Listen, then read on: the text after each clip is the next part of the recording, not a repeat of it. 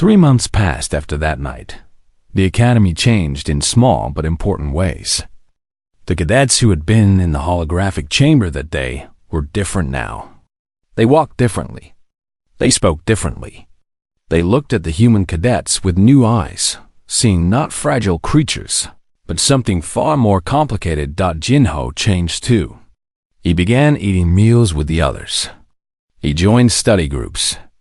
He even laughed sometimes, a sound that surprised everyone who heard it, including himself. The walls he had built around himself for 8 years were slowly coming down, brick by brick. Yuna was with him through all of it. She had become his closest friend, the person he talked to when the nightmares came, the one who reminded him that he was not alone anymore. Their friendship was quiet and steady, like a fire that gave warmth without burning. Professor Vorn had nominated Jinho for the Academy's annual speech.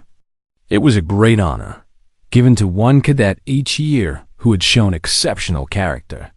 The speech would be delivered at the graduation ceremony, in front of thousands of cadets, professors, and military officials from across the galaxy. Jinho had tried to refuse. Public speaking was not something he enjoyed. But Vorn had insisted, and eventually, Jinho had agreed. Now, standing backstage at the Grand Assembly Hall, he wondered if he had made a mistake. "You look like you are about to face another battle," Yuna said. She stood beside him, dressed in her formal academy uniform. "I think I would prefer a battle," Jinho admitted.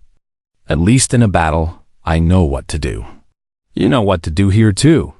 Just tell them the truth. That is what you did for us." Jinho took a deep breath. Through the curtain, he could hear the sound of thousands of beings settling into their seats. The murmur of voices was like the sound of an ocean, vast and overwhelming. "What if they do not want to hear it?" he asked. "What if they think I am just a broken human trying to get attention?" Yuna took his hand. Her grip was warm and steady. "Then they are fools," she said simply. "But they are not fools. They are here to learn, and you have something to teach them." A voice came through the speaker system. "Cadet Kim Jinho, please take the stage." Jinho closed his eyes for a moment. He thought about Minji, about all the people he had carried through those burning corridors, about the promise he had made to himself when he first arrived at the academy. He had come here to find meaning in his survival. Maybe this was it. Maybe this was why he had lived when others had died. To tell their stories, to help others understand. He opened his eyes and walked through the curtain. The Grand Assembly Hall was enormous. Thousands of seats rose in tiers around the central stage, each one filled with a cadet or professor or official. The light was bright, focused on the podium where Jinho now stood. He could feel every eye in the room watching him. For a long moment, he said nothing. He just looked out at the crowd, at the incredible variety of beings gathered there. Torani and Myrian and Kaleri, Vorn and Seleth and dozens of other species he did not even recognize. All of them waiting to hear what one small human had to say. "My name is Kim Jinho," he began. His voice was quiet, but the microphone carried it to every corner of the hall.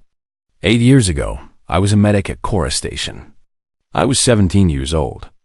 By the end of that day, I had carried 19 people to safety and watched 7 of them die in my arms. The hall was completely silent. For a long time, I did not know why I survived. I thought maybe it was luck. Maybe it was accident. Maybe the universe just forgot to kill me along with everyone else. He paused. But now I think I understand. I survived because I had work left to do. Stories left to tell. People left to help. He looked down at his hands. The same hands that had carried the wounded. The same hands that had held the dying. They were scarred and imperfect, but they were still capable of doing good. "Humans are strange," he continued. "I know this because I have spent 3 months living among species that find us very confusing. You look at us and see creatures who are soft and fragile and short-lived. You wonder how we ever survived on our own planet, let alone expanded into the stars. A few quiet laughs rippled through the audience. Jinho allowed himself a small smile. The answer is simple. We survived because we refused to let each other die alone. We are not the strongest species. We are not the smartest or the fastest or the most powerful. But we are stubborn. We are loyal. And we will break ourselves into pieces before we abandon someone who needs help. He thought about Brix, who had cried after the simulation. About Tila, who had listened to his stories with tears in her large eyes. About Dax, who had fallen to his knees and apologized for his ignorance. Some of you have heard about what happened during a training exercise 3 months ago. You have heard that I spoke about my experiences at Kara Station. Some of you may think I was seeking attention or trying to make myself seem important. He shook his head. I was not. I was just telling the truth. A truth that I had hidden for 8 years because I was afraid of what it would do to me. His voice grew stronger, steadier. But here's what I learned. The truth does not destroy you. Hiding from it does. Every day I spent pretending that Kara Station had not happened was a day I lost. Every night I spent running from nightmares was a night I could have spent healing. He looked out at the crowd. If any of you are carrying pain that you think you must hide, please listen to me. You do not. Let others help you. Let others share the weight. That is how we survive. Not alone, but together. In the audience, Yuna was crying silently. So were Brix and Tayla and many others. Even Professor Vorn, sitting in the front row, had moisture in his large black eyes. I want to tell you about someone I knew, Jinho said. Her name was Lee Minji. She was a volunteer nurse, the same age as me. She liked to steal extra desserts from the cafeteria and share them with anyone who looked sad. She wanted to be a doctor someday. She wanted to save lives. He had to stop for a moment. The memory was still sharp, even after all these years. Minji died in my arms during the Battle of Kara Station. A piece of metal had gone through her stomach, and there was nothing I could do. I held her hand and told her stories about Earth until she was gone. His voice cracked. I have thought about her every day since. I have wondered if I could have done more. I have blamed myself for not being faster, stronger, better. He looked up again, his eyes wet but steady. But now I understand something. Minji did not need me to save her. By the time I found her, that was already impossible. What she needed was for someone to be with her, to hold her hand, to remind her that she was not alone. He took a deep breath. That is what humans do. We stay. We hold on.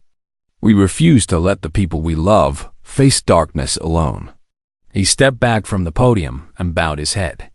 I do not know what the future holds. I do not know if there will be more wars, more battles, more Kara stations. But I know this.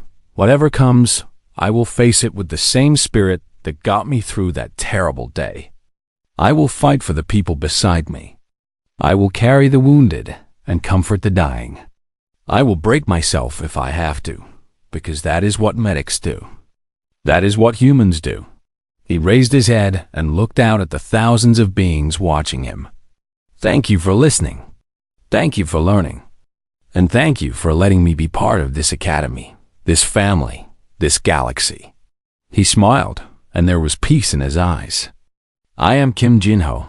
I was a medic at Kara Station, and I am proud to be human. The hall was silent for one long, breathless moment. Then, starting in the front row where Yuna sat, applause began to spread. It grew louder and louder until it filled the entire hall, a thunder of hands and claws and tentacles coming together in recognition. Jinho stood on the stage and let the sound wash over him. For the first time in 8 years, he did not feel broken. He did not feel lost. He felt whole. After the ceremony, hundreds of cadets came to shake his hand. Torani warriors, who had been taught that emotions were weakness, cried openly as they thanked him. Marians who prided themselves on logic admitted that they had learned something that could not be measured in equations. Kalari elders who had lived for centuries said that they had never heard a speech quite like his, but the moment Jinho would remember most came later. When the crowds had cleared and he stood alone in the empty hall, Yuna found him there, standing in the center of the stage, looking up at the high ceiling. "What are you thinking about?" she asked. "Minji," he replied. "I was thinking that she would have liked this. She would have been proud." Yuna stood beside him. "She would have been. And she would have wanted you to be happy." Jinho nodded slowly. "I think I'm starting to understand what that means. Being happy." He turned to look at her. "Thank you for helping me get here." "You did the hard work," Yuna said. "I just reminded you that you were not alone. That is the most important part." He reached out and took her hand. "Humans do not let each other face darkness alone. You taught me that too." They walked out of the Grand Assembly Hall together into the light of the twin suns. The future stretched out before them, full of possibilities and challenges and unknown dangers. But for the first time in 8 years, Jinho was not afraid. He had his stories, his scars, his memories. He had his friends, his teachers, his new family of alien cadets who had learned what it meant to be human. And he had Yuna, walking beside him, her hand warm in his. The news spread through the academy like fire through dry grass. By dinner time, everyone knew about Kim Jinho, the human cadet who had been at Chorus Station, the medic who had carried 19 people to safety, the 17-year-old boy who had watched his friends die and then kept going. Jinho did not go to the dining hall that night. He stayed in his small room, sitting on his bed, staring at the wall. The day had taken everything out of him. He felt empty, hollow, like a shell that had been scraped clean. There was a knock on his door. "Go away," he said. The knock came again, softer this time. Jinho sighed and stood up. He walked to the door and opened it, expecting to find Yuna. Instead, he found Professor Vorn. "May I come in?" the professor asked. Jinho stepped aside and let him enter. The room was small, just a bed, a desk, and a tiny bathroom. There were no pictures on the walls, no personal items anywhere. It looked like no one lived there at all. Professor Vorn looked around, his large black eyes taking in every detail. "You have not made this place your home," he observed. "I do not need a home," Jinho replied. "I just need a place to sleep." The professor sat down on the only chair, which was beside the desk. Jinho remained standing, his arms crossed over his chest. "I looked at your full record after today's exercise," Vorn said. "Not just the public information, but the classified files as well. I have clearance to access such things." Jinho's face remained blank. "And what did you find?" "I found that you did not just carry 19 people. I found that you did 19 people. You also performed emergency surgery on 4 of them when the doctors were overwhelmed. You had no surgical training. You learned by watching others and reading medical manuals during the battle." The professor paused. "One of those 4 was Captain So herself. You kept her alive for 2 extra hours. 2 hours that allowed her to organize the final evacuation." Jinho said nothing. His jaw tightened. "I also found that you were injured 5 times during the battle. Burns, cuts, a broken rib, a concussion. Each time, you refused treatment and kept working." Vorn leaned forward. "You saved more lives that day than some doctors save in their entire careers. You were 17 years old." "I did what anyone would do," Jinho said quietly. "No." The professor's voice was firm. "You did what a human would do. That is not the same thing." Jinho looked at him, confused. "What do you mean?" Professor Vorn stood up and walked to the window.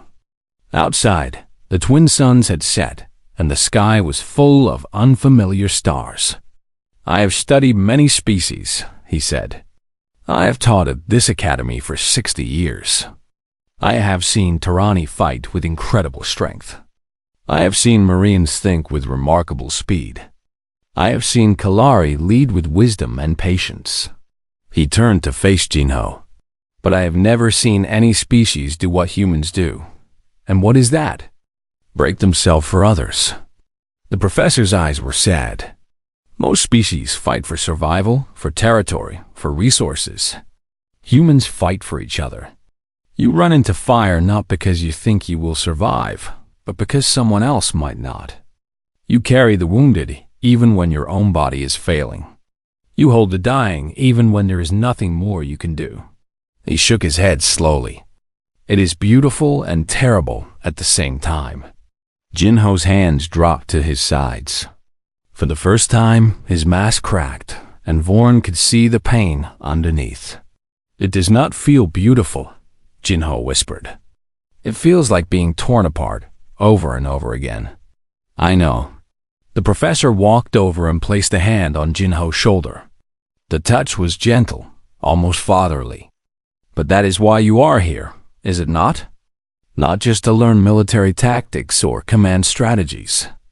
You are here because you need to understand why you survived when others did not." Tears began to roll down Jinho's face. He did not try to stop them. "They died in my arms," he said, his voice breaking. "Minji died in my arms. She was so scared, and I told her it would be okay, but it was not okay. Nothing was okay. And then I had to leave her body and go find someone else, and I could not even cry because there was no time." His shoulders shook. "There is never any time." Professor Vorn pulled the young human into an embrace. It was not something Kalari usually did with students, but this was not a usual moment.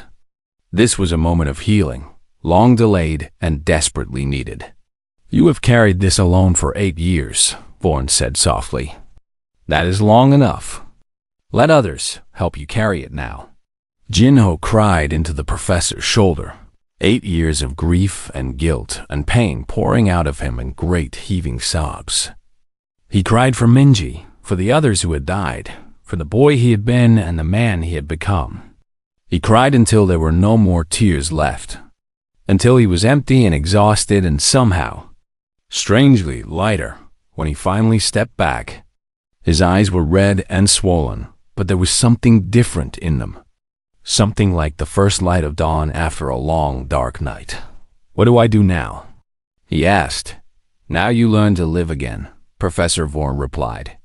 "Not just survive, but truly live. You have been running from your past. It is time to face it, accept it, and move forward." There was another knock on the door. This time, when Jinho opened it, he found not just Yuna, but a whole group of cadets. Brix was there, his green scales shining in the hallway light. Tilla, the Myrian, stood beside him, her silver fur neatly brushed. Even Dax was there, his blue face filled with shame and apology. "We wanted to check on you," Yuna said. "We know today was hard. May we come in?" Brix asked. "We brought food. You missed dinner." Jinho looked at them, these alien cadets who had been strangers just that morning. They looked back at him with eyes full of respect and concern. Not pity, not fear, just simple caring. "My room is very small," he said. "We do not mind," Tilla replied. "We can sit on the floor." Jinho stepped aside. One by one, the cadets filed in, filling the tiny room with their bodies and their presence. Brix handed Jinho a container of food. Yuna found a spot beside him on the bed. The others arranged themselves on the floor, creating a circle. "We want to hear your stories," Dax said quietly. "Not the official records. Your stories. If you want to tell them." Jinho looked around the room. These were not just cadets anymore. They were becoming something else. Something closer. "I do not know where to start," he admitted. "Start anywhere," Yuna said. "We have all night." And so Jinho began to talk. He told them about Earth, about his family, about how he had joined the medical corps at 16 because he wanted to help people. He told them about arriving at Korra Station, about the friends he made, about the normal days before the attack. He told them about Minji, about her smile and her laugh and the way she always stole extra desserts from the cafeteria. The cadets listened in silence, their alien faces showing human emotions. They laughed when he described funny moments. They cried when he talked about loss. They held their breath during the tense parts and let it out slowly during the quiet ones. When Jinho finally finished talking, hours had passed. The twin suns were beginning to rise again, painting the sky in shades of orange and gold. "Thank you for telling us," Brick said. His voice was rough with emotion. "I understand now why humans are different. You do not just fight wars. You carry them with you forever. Is that not painful?" Tella asked. Jinho nodded. "Yes, but it is also important. The pain reminds us of what we lost. It makes us fight harder to protect what we still have." He looked at each of them in turn. "Now you carry part of it too. These stories are inside you now. They will change the way you see things." "Good," Yuna said firmly. "We want to be changed. We want to stand." Professor Vaughn, who had stayed silent throughout, finally spoke. "This is what the Academy is truly for," he said. "Not just teaching tactics and strategies, but building bonds between species, understanding each other, learning from each other." He looked at Jinho with pride. "Cadet Kim, you have taught these students more in one night than I could teach in a year." Jinho shook his head. "I just told them the truth. Sometimes the truth is the most powerful lesson of all." The cadets began to leave, one by one, returning to their own rooms to rest before the day's classes. Each of them touched Jinho's shoulder or shook his hand as they passed. Small gestures of connection that meant more than any words. Finally, only Yuna remained. "Will you be okay?" she asked. Jinho thought about the question. For 8 years, he had not been okay. He had been surviving, not living. Carrying his burden alone, refusing to let anyone close. But tonight, something had changed. The weight was still there, but it felt different now. Shared. Lighter. "I think I will be," he said. Eventually. Yuna smiled. "Good. Because the Academy needs you." "We all do." She left, closing the door softly behind her. Jinho lay down on his bed and looked at the ceiling. For the first time in years, he felt something like hope that maybe he could not change the past. But maybe, just maybe, he could change the future. One story at a time. The next morning came too quickly for Jinho. He had not slept well. Dreams had found him in the darkness. Dreams filled with fire and screaming and the heavy smell of burning metal. He had woken up 3 times during the night, his heart pounding, his sheets wet with sweat. Now he stood in the large holographic chamber with the other cadets, wearing the gray uniform of the Academy. The chamber was empty and white, stretching out in all directions. Soon, it would become Korra Station. Soon, he would be back in that nightmare. Professor Vaughn stood at the control panel near the entrance. His gray fingers moved across the glowing buttons as he prepared the simulation. Around him, 50 cadets waited with excitement on their faces. They talked loudly, guessing what roles they would receive, hoping for heroic positions. "I hope I get to be a soldier," Brick said to his friends. His green scales caught the light as he moved his 4 arms. "I want to fight the Veth." "I want to be Captain So," another cadet said. She was a Myrian with bright eyes and twitching ears. She was so brave. Jinho stood apart from the others, near the back of the group. His face was calm, but inside, his stomach twisted with fear. He had not told anyone about his past. Not even Yuna, who had been kind to him since his first day at the academy. He had kept his secret hidden for 3 months, hoping it would stay buried forever. But now, it was about to be dug up. Yuna walked over to him. She wore her hair in a ponytail again, and her eyes showed concern. "You still do not look well," she said softly. "Did you sleep?" "A little," Jinho lied. "If you are sick, you can ask to skip this exercise. The professor would understand." Jinho shook his head. "I cannot run from this." He paused, then added quietly, "Not anymore." Yuna frowned, confused by his words. But before she could ask more questions, Professor Vorm raised his voice. "Attention, cadets! I will now announce your assigned roles." The chamber fell silent. Everyone turned to face the professor. "The roles are based on the actual people who were present at Cora Station," Professor Vorn explained. "You will take their names, their positions, and their responsibilities. The simulation will run for 4 hours, covering the most important moments of the 11-hour battle." "Are you ready?" "Yes, Professor." The cadets shouted together. Vorm began reading from his tablet. "Cadet Brix, you will play Sergeant Torin, a Tirani soldier in the Defense Force. Cadet Myra, you will play Lieutenant Vess, a Myrian communication officer." One by one, the cadets received their roles. Some cheered when they got soldier positions. Others groaned when they were assigned to engineering or supply roles. But everyone was excited to participate. "Cadet Park Yuna," Professor Vorn continued. "You will play Nurse Han Suji, a human medical officer." Yuna nodded. A medical role fit her well. She had always been interested in healing. Then the professor's eyes found Jinho at the back of the group. Something strange crossed his face, a flicker of surprise mixed with understanding. He looked down at his tablet, then back at Jinho. "Cadet Kim Jinho," he said slowly, "you will play yourself." The chamber went completely silent. Jinho felt the blood drain from his face. The other cadets turned to look at him, confusion and shock on their alien features. "Professor," Brix spoke up, "what do you mean? How can he play himself?" Professor Vorn's large black eyes remained fixed on Jinho. Because Cadet Kim Jinho was at Cora Station. He was one of the human medics who defended the station during the attack. He was 17 years old at the time. Whispers exploded through the group.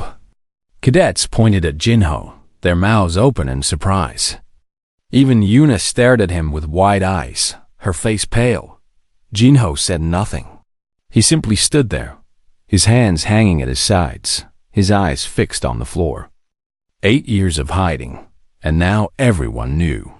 "Cadet Kim," Professor Vorn said gently, "I only learned of your presence at Cora Station this morning, when I was checking the historical records.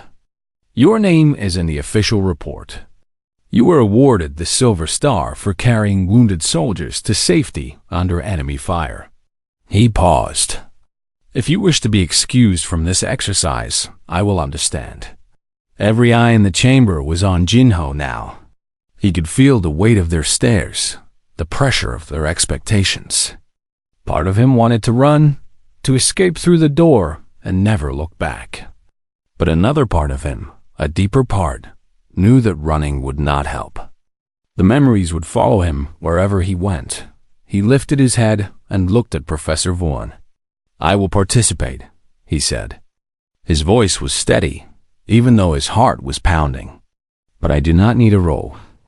I will just be myself." The professor nodded slowly, respect visible in his eyes. "Very well. Take your position, cadet." The white chamber began to change. Walls rose from the floor. Lights flickered on. The smell of recycled air filled Jinho's nose. Within seconds, they were standing inside Cora Station, exactly as it had looked before the attack. The holographic technology was perfect. Jinho recognized every corridor, every door, every sign on the wall. He recognized the medical bay where he had worked. He recognized the emergency exit routes he had memorized on his first day. He was back. After 8 years, he was back. The simulation will begin in 5 minutes. Professor Vaughn's voice announced through hidden speakers. Take your positions. Remember, this is a learning exercise. Observe, adapt, and survive. The cadets scattered, running to their assigned locations. Bricks and the other soldiers headed toward the defense points. The engineering cadets went to the power stations. Yuna, playing her role as Nurse Suji, walked toward the medical bay. She stopped beside Jinho. You never told me, she said quietly. I never told anyone. Why? Jinho was silent for a long moment. Around them, the station hummed with simulated life. Other holographic characters, computer-generated people who were not real, moved through the corridors. They were preparing for a normal day, unaware of the horrors about to come. Because talking about it makes it real again, Jinho finally said. And I have spent 8 years trying to forget. Yuna reached out and touched his arm. You do not have to do this alone. I know. He looked at her, and for the first time since she had met him, she saw something other than emptiness in his eyes. She saw fear, yes, but also something else. Something like determination. But I need to do this. I need to face it. An alarm began to sound. Red lights flashed along the corridors. The attack was beginning. All personnel to emergency stations, a computer voice announced. Unknown vessels approaching. This is not a drill. The holographic people around them began to panic. Some ran toward the defense points. Others rushed to the evacuation areas. The simulation was incredibly realistic. Jinho could almost believe he was really there, really living through that terrible day again. Stay close to me, he told Yuna. When the fighting starts, things will happen fast. Do not freeze. Keep moving. If someone falls, pick them up. If you cannot pick them up, drag them. If you cannot drag them. He stopped, his voice catching in his throat. What? Yuna asked. If you cannot drag them, you stay with them anyway. You hold their hand. You tell them they are not alone. He swallowed hard. That is what medics do. We do not leave anyone behind. The first explosion rocked the station. The floor shook beneath their feet. Somewhere in the distance, Jinho heard screaming. It was just a simulation, just holographic sound effects designed to make the exercise feel real. But to him, it was not fake. It was memory coming to life. He began to run toward the sound of the screaming. Yuna followed close behind. The Battle of Korra Station had begun again. And this time, the cadets would learn what it truly meant to be human. The simulation lasted 4 hours, but it felt like 4 lifetimes. Jinho moved through the burning corridors of Korra Station like a ghost. He knew every turn, every shortcut, every place where danger waited. While the other cadets stumbled and panicked, he walked with terrible purpose. He found the wounded. He carried them to safety. He did everything he had done 8 years ago, his body remembering what his mind had tried to forget. Yuna stayed with him through most of it. She watched him work, watched him lift soldiers twice his size and carry them through smoke and fire. She watched him bandage wounds with steady hands while explosions shook the walls around them.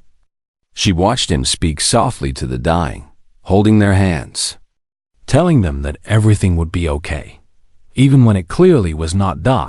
By the time Professor Vaughn ended the simulation, the cadets were exhausted. Some sat on the floor, breathing hard. Others stared at the walls with empty eyes, struggling to process what they had experienced.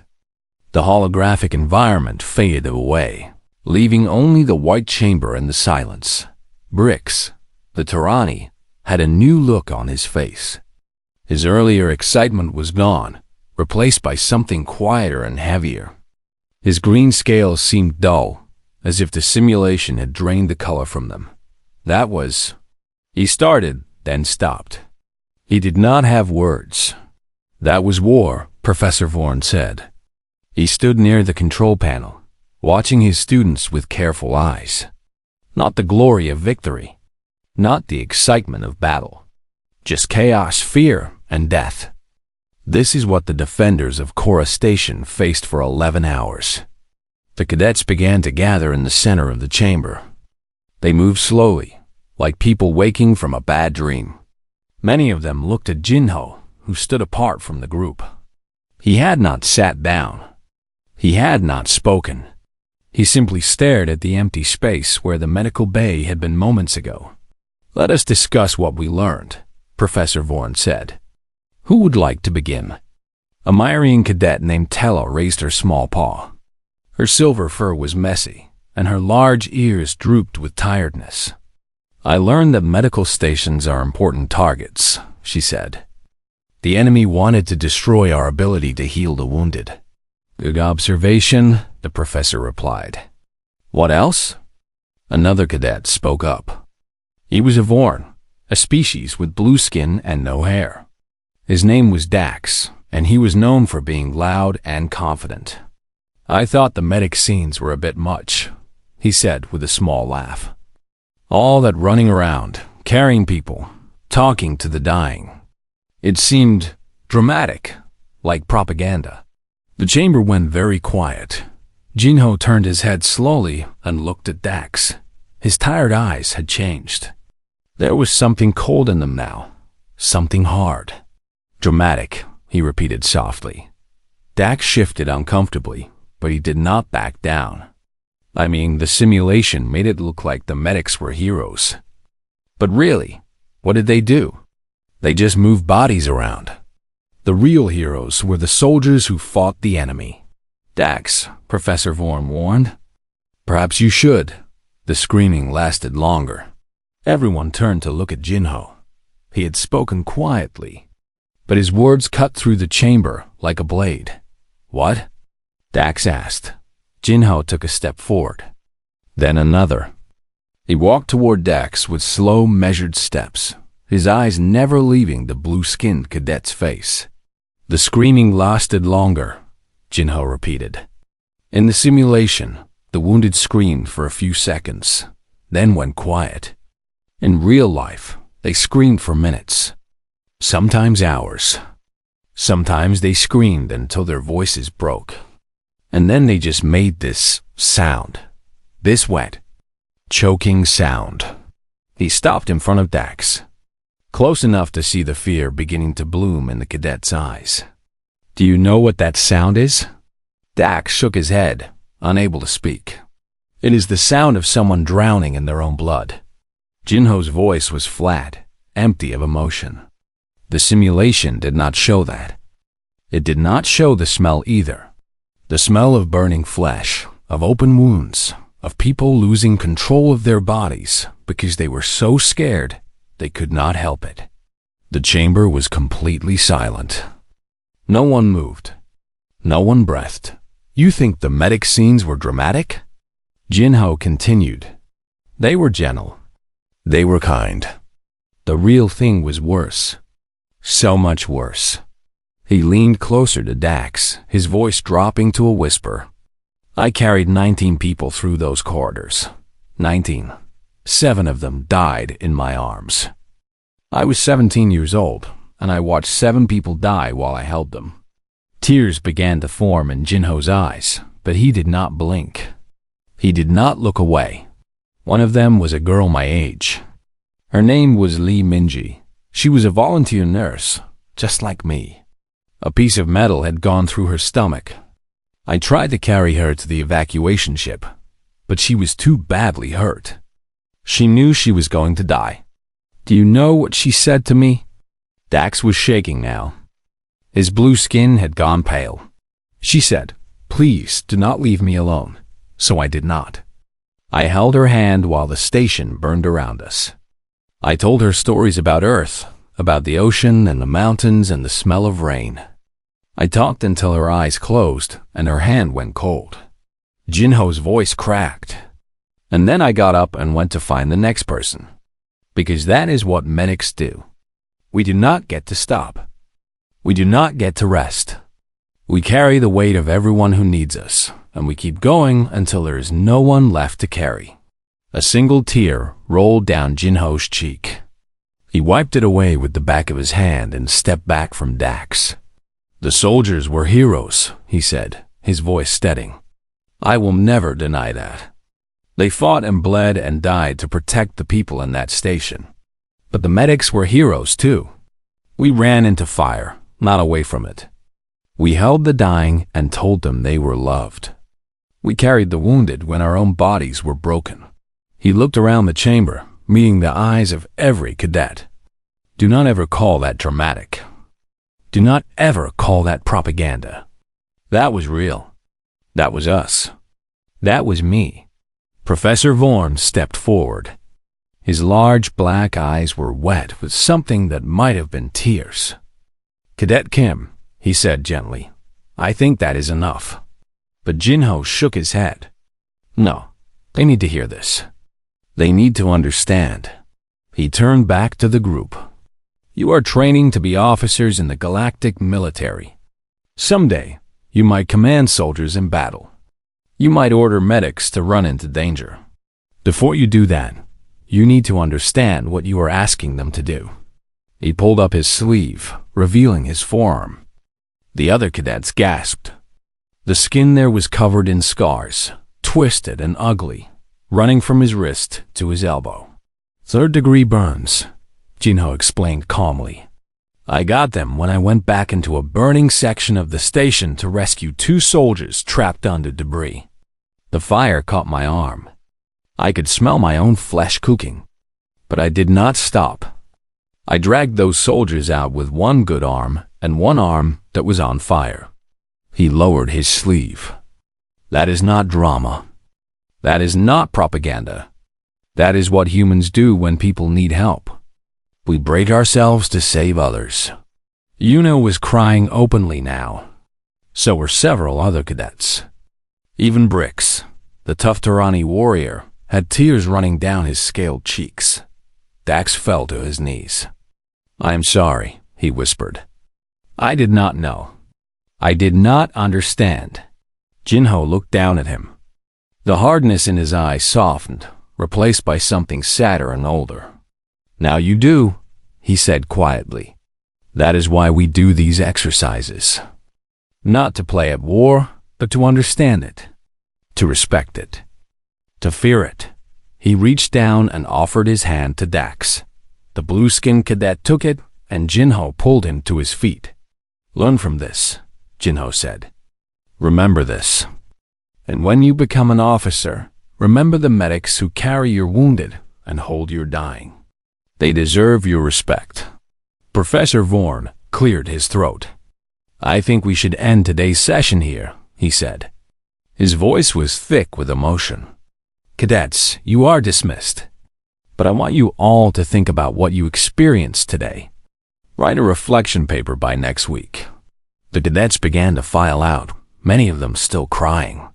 Yuna walked over to Jinho and stood beside him, not touching him, just being there. Thank you, she said softly. For what? For telling the truth. For showing them who you really are. Jinho looked at her, and for the first time in 3 months, he smiled. It was a small smile, sad and tired, but real. I could not hide anymore, he said. The ghosts were getting too heavy. Together, they walked out of the chamber, leaving the white walls and the memories behind. But Jinho knew that some memories could never truly be left behind. They stayed with you, became part of you, shaped you into something new. He just hoped that something new could finally find peace. The morning sun of the twin stars rose over the Galactic Military Academy. The light was orange and soft, coming through the tall windows of Lecture Hall 7. Students of many species walked through the doors, talking and laughing. Some had blue skin. Some had 4 arms. Some floated instead of walking. But they all wore the same gray uniform of the academy. Kim Jinho walked in last. He was human, and humans were still new to the galaxy. Earth had only joined the Galactic Union 15 years ago. Jinho was 23 years old, with short black hair and tired eyes. He did not talk much. He did not laugh with the others. He simply found his seat in the back corner of the room and sat down quietly. The other cadets looked at him sometimes. Humans were strange to them. They were soft creatures with no claws, no scales, no natural weapons. Their bodies broke easily. They lived short lives. Yet somehow, humans had fought in some of the worst battles in recent galactic history. Nobody understood why such fragile beings chose to run toward danger instead of away from it. Professor Vorn entered the room. He was a Kalari, a tall species with gray skin and large black eyes. His voice was deep and calm, like water moving over stones. He had taught military history at the academy for 60 years. "Good morning, cadets," Professor Vorn said. "Today we study the Battle of Kora Station." A murmur went through the room. Every cadet knew about Kora Station. It was one of the most famous battles of the Border War, fought 8 years ago between the Galactic Union and the Veth Empire. The Union had won, but the cost had been terrible. Thousands had died. The station itself had been destroyed. Kora Station was a medical outpost, Professor Vorn continued. He touched a panel on his desk and a holographic image appeared in the center of the room. It showed a large space station shaped like a wheel, floating in the darkness between stars. It held no weapons. It was meant only to heal the wounded. But the Veth Empire did not care. They attacked it anyway. In the back of the room, Jinho's hands tightened on his desk. His face showed nothing, but his knuckles turned white. A Tyranni cadet named Brix raised one of his 4 hands. The Tyranni were large beings covered in hard green scales. They were known as great warriors. "Professor, why did the Veth attack a medical station?" "There was no strategic value. Terror," Professor Vorn answered simply. "The Veth believed that destroying a place of healing would break the spirit of their enemy. They were wrong." He paused. The defenders of Kora Station held for 11 hours against a force 20 times their size. They saved over 2,000 wounded soldiers by evacuating them before the station fell. Another cadet spoke up. This one was a Myrian, a small creature with silver fur and large ears. "I heard that humans played a big role in the defense. Is that true?" Professor Vorn nodded slowly. "Yes. There were only 37 humans stationed at Kora. Most of them were medical staff. But when the attack came, they fought alongside the soldiers. The human medics carried wounded through fire and smoke. They kept fighting even when they were injured themselves." He looked around the room. By the end of the battle, only 9 humans survived. The room was quiet. Even the cadets who usually joked and whispered were silent now. Park Yuna, who sat 3 rows in front of Jinho, turned her head slightly. She was also human, one of only 5 at the academy this year. She had long black hair tied back in a simple ponytail, and her eyes were sharp and intelligent. She had noticed Jinho when he first arrived at the academy 3 months ago. He was different from the other cadets. He never talked about his past. He never joined the others for meals or games. He just studied, trained, and disappeared to his room. Yuna had tried to talk to him a few times. He was always polite but distant. She did not know his story, but she could see the weight he carried. She recognized it because she had seen it before, in the eyes of soldiers who had returned from war. Professor Vorn continued his lecture. He talked about the tactics used by both sides. He explained how the defenders had used the station's layout to slow down the Veth attackers. He described how the evacuation ships had escaped through a gap in the enemy fleet.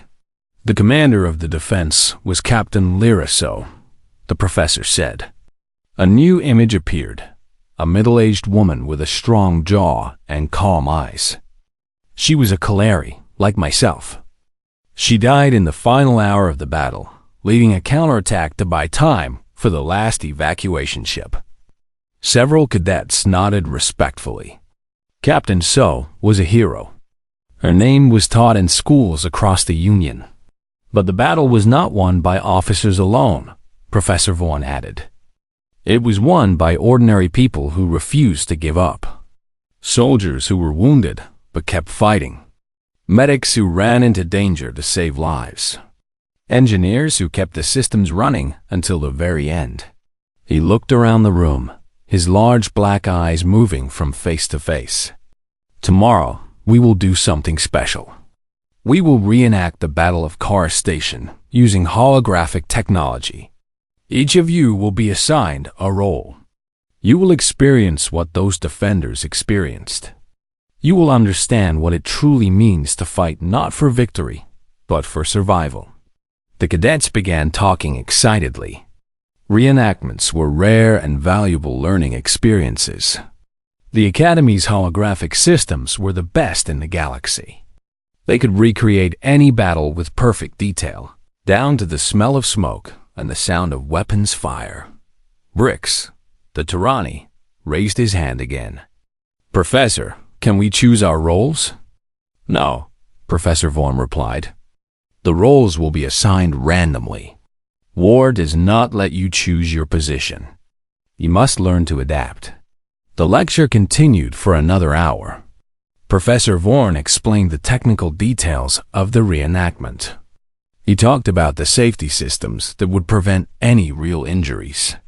He described how the holographic environment would respond to their actions. Jinho listened to every word, but he did not take notes like the others. He did not need to. He remembered everything about Kara Station. He remembered the heat of the fires. He remembered the screams of the wounded. He remembered the weight of bodies he had carried through corridors filled with smoke. He remembered because he had been there. When the lecture ended, the cadets filed out of the room. Jinho stayed in his seat, waiting until most of them had left. He did not want to talk to anyone. He did not want to answer questions. But Yuna waited for him near the door. When he finally stood up and walked toward her, she fell into step beside him. Are you okay? She asked quietly. You looked pale during the lecture.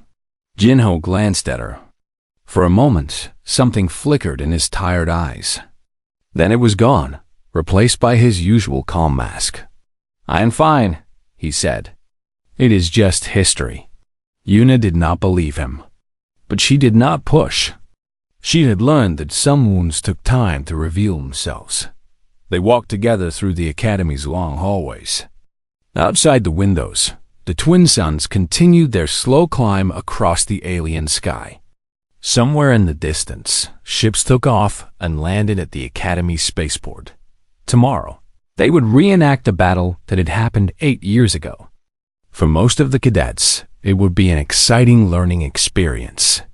For Jinho, it would be something else entirely. He just did not know if he was ready to face it.